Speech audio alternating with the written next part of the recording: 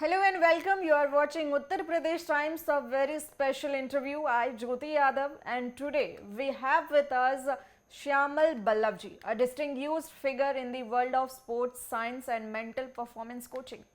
Shayamal has made significant contribution to Indian sports, serving in the Indian Olympic Association and training Olympic stars like Sania, Mirza and Mahesh Bhupati. His impressive career span over 12 years, during which he has collaborated with some of the world's best sport teams and personalities.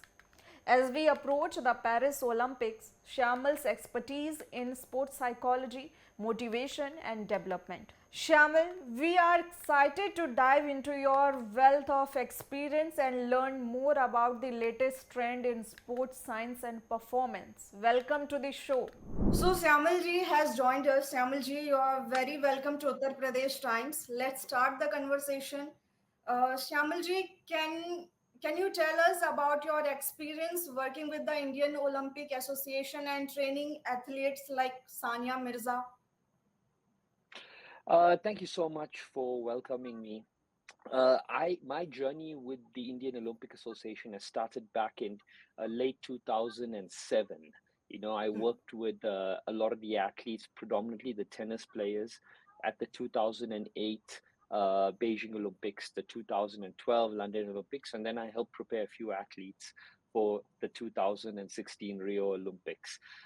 My journey as a coach, as a performance coach, it balances two aspects. One aspect is the physical training, and the second aspect is really and truly the mental preparation. And the journey has been really interesting because when I started off in 2007, our athletes were physically not at an international level to be able to compete. They were not very strong. When we look at the Paris Olympics now in 2024, our athletes are physically so much stronger. They're competing the finals. If we lose, we're losing by a few points or by a few milliseconds or centimeters. So physically we're there.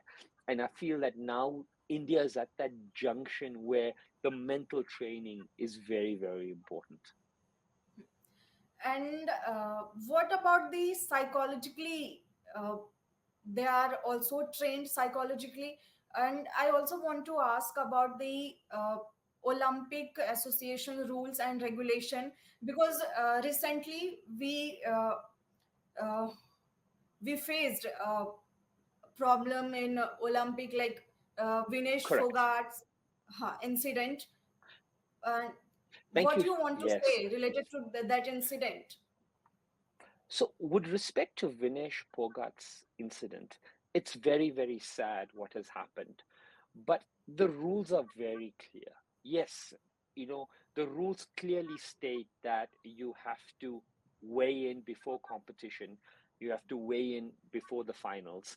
Uh, these rules have been in place by the United Wrestling Federations, by IOC. They've been in for a long time. So, Vinesh herself knew that she had to do these two things. Now, uh, it's a very common practice for boxers and wrestlers and judo players to weigh in and then go and they eat and put on a little bit of weight and then they wrestle slightly heavier than their weight category. And if they have to weigh in again, they need to lose it. If you look at Aman Seravat, who won the bronze medal, he had to lose 4.7 kgs in 24 hours.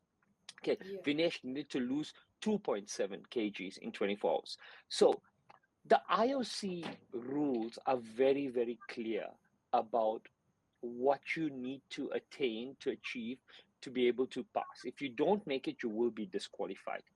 Uh, it's very sad what happened, but I think the way in which they managed it was very, very professional. The case went to the CAS, independent bodies evaluated it, all of that. It's a very, very important lesson for us because we need to, from an Indian standpoint and from the Indian Olympic Association standpoint, we need to make sure that our athletes go into the Olympics with the best support and with absolute scientific knowledge and scientific teams to be able to help them manage these situations. Vinesh Phogat is it was a very, very tricky situation because she was competing in a weight category that is 3 kgs lower than what she normally does. She normally competes in the 53. She was competing in the 50 kg. So there were a lot of variables that were against her. And it's unfortunate that it came down to this 100 grams. But I honestly do think that the CAS and the International Olympic Committee try to do everything independently to give her the benefit of the doubt. Also, I want to know that with the Paris Olympic approaching, what key psychological aspect do you think athletes should focus on? When you compete at an Olympics, it is very, very mentally draining because you have pressure from the family, pressure on yourself, pressure from a country. Even when you go there, the stadiums have 80, 90,000 people. So mentally, it is very, very taxing. The best things that athletes can do is when you get to an Olympics, you have to keep the people that you communicate with, you have to keep the circle of people very, very small, very tight. You don't talk to too many people, you don't talk to too much of media. You speak to family, you speak to coaches, their trainers. You keep that noise bubble very, very small. The second thing is it's important that you don't change your routine at all. Whatever you are doing for the last 1 year in preparation, you keep doing exactly the same thing. You wear the same clothes, you use the same equipment, you eat the same food, you do not change anything. Because in the Olympics, you want to keep as many variables as possible standard. That's your best chance of performing. And you have to completely block out all of the noise. Yeah. Means you have to stick on some specific things, right? Uh, Exactly. Focus hmm, on really, really specific aspects. Correct. yeah. You have worked with various sports teams and personalities worldwide. How do different sports require different mental approaches? So if you're working in a team sport where you have hockey or cricket and you have many people around you, then it's easy to balance and understand what you need to do. You also have a very big support system. Sometimes when you are playing an individual sport like maybe badminton or javelin like Neeraj Chopra or wrestling, your support team is very small. So there's a lot of responsibility on yourself. The psychology for individual sports and the psychology for team sports is very, very different. And what we've noticed is that, people who work in team sports, they are able to deal with pressure and stress a lot better because they have an entire support system around them. Those who are in individual sports, they struggle a little bit because the team around them is very small and everything they have to discover and diagnose themselves. If you are an individual athlete and you are not, let's say, in the top 10 of your sport where you are earning well, then you're really struggling to have all of the support. There's a good chance you wouldn't have a good nutritionist, a good psychologist. You would be taking care of the basics. You would probably have a coach who you meet at certain tournaments. You may have a strength trainer, you may have a physio, but beyond that, you wouldn't have too much support. So a lot of credit goes to individual athletes who are striving to get better because there's a lot of demand on them financially, time wise, and emotionally. Okay. Balevji, can you share some insights on the latest trend in sports psychologist that you have observed in your 12 years career? It's all about your experience. Yeah, my work in sports psychology has moved. Initially, 12 years ago, we used to do a lot of visualization. Uh, then, as time moved, there was a lot of focus on mental health and a lot of focus on meditation and mindfulness. So you found all of the top athletes were meditating. Now we're bringing in a new science which is called neurobiofeedback, where we use a device on the head that's got stimulation, and that stimulation starts to activate different pathways in the brain. It's called neurobiofeedback. That is the latest cutting edge technology in sports psychology.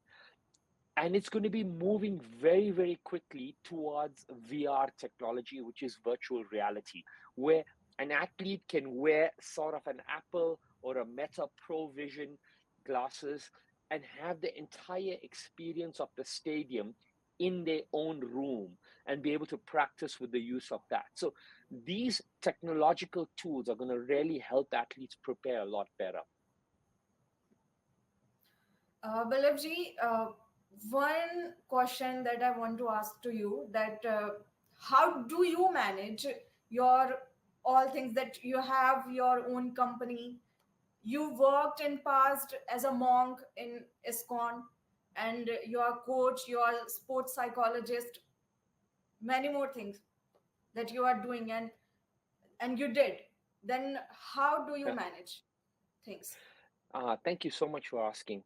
For me, everything is about routine. The time I go to bed, the time I wake up in the morning, how I start my day, the amount of exercise, I meditate daily. These are practices that are very, very important to me. Also, drinking lots of water, hydrating, they're critical. And I also do not pack my day. So, whilst I have a lot of things going, you wouldn't find me having a full day of meetings from 9 to 6.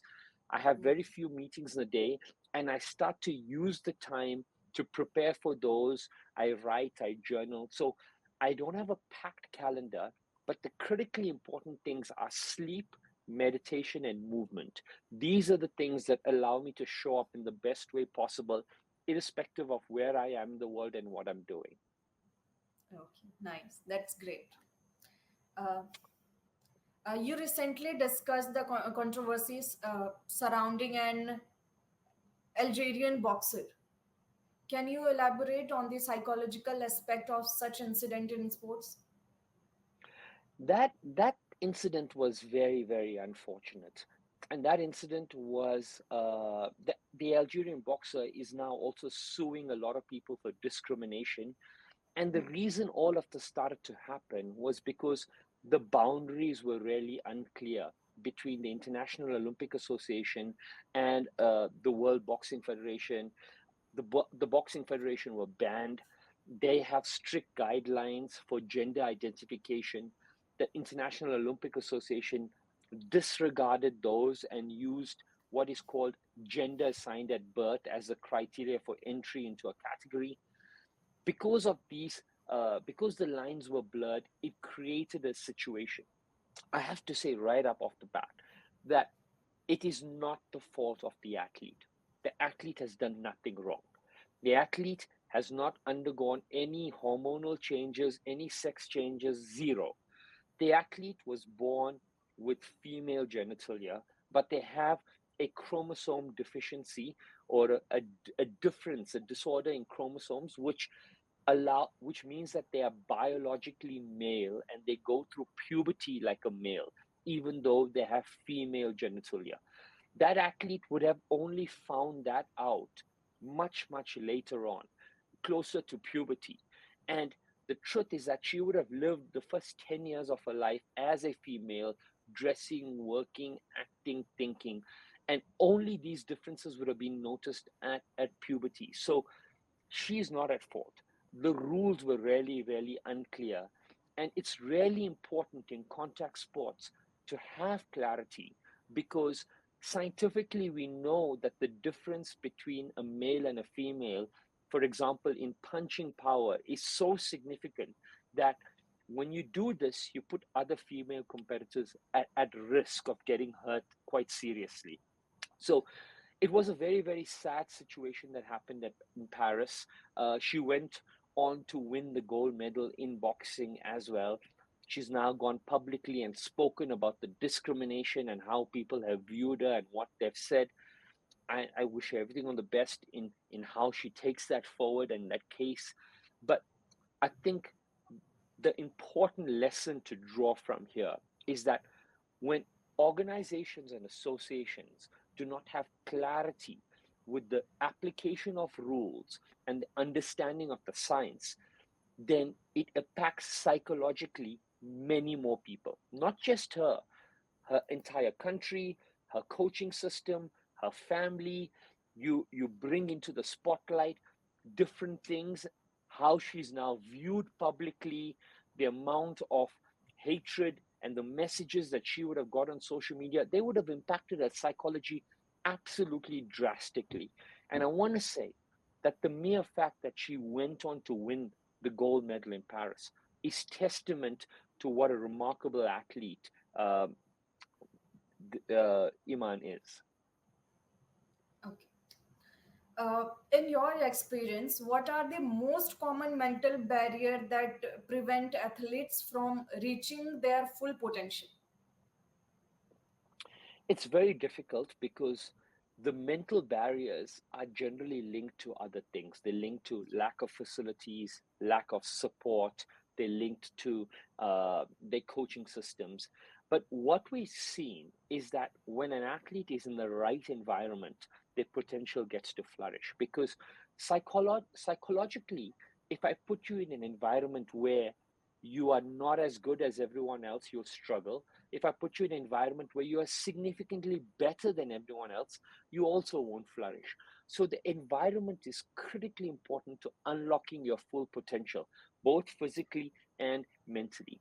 So one of the biggest barriers that athletes have is finding the right ecosystem to train and practice in, where there's enough stimulus that allows them to push themselves every single day. Okay. One last question. I'll not taking your more time. So, how do you see the role of sports psychology changing as we move towards more technologically advanced training method?